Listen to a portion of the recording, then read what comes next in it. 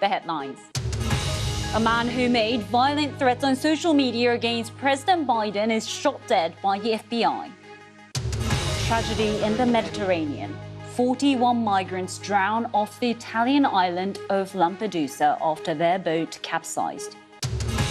Police officers in Northern Ireland say they're shocked and angry after a data breach revealed sensitive information about them.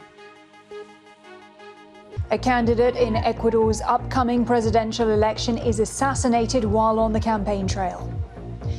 Tragedy in paradise. At least 6 people have died in wildfires in Hawaii. And regional leaders meeting in Brazil commit to words but few actions in their bid to protect the Amazon. Now, Yemen, the poorest country in the Arab world, has been brought to the brink of collapse by almost a decade of civil war. Back in 2014, Houthi forces, backed by Iran, seized the capital. Then, a Saudi-led coalition supported by Britain and America intervened. But the Houthis have not been dislodged and still control Sana'a and the north, where most of the population live.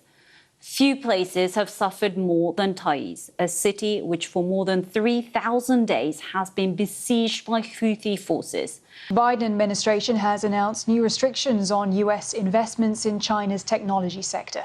The move bans firms from funding Chinese companies that are developing semiconductors, quantum computing and artificial technology.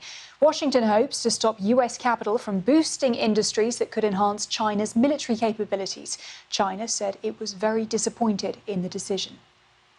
American nurse Alex Dawsonville and her daughter were freed on Wednesday, nearly 2 weeks after they were kidnapped in Haiti's capital.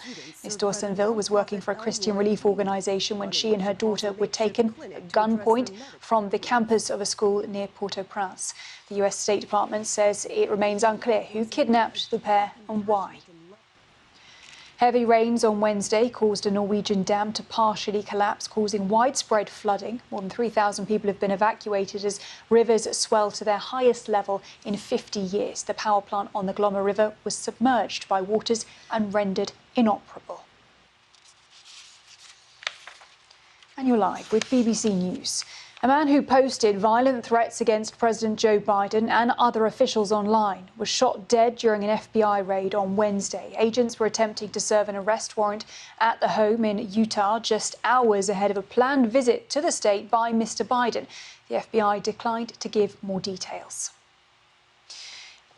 In Russia, officials say that an explosion at a Moscow area factory on Wednesday injured at least 56 people. CCTV footage captured the moment of the blast.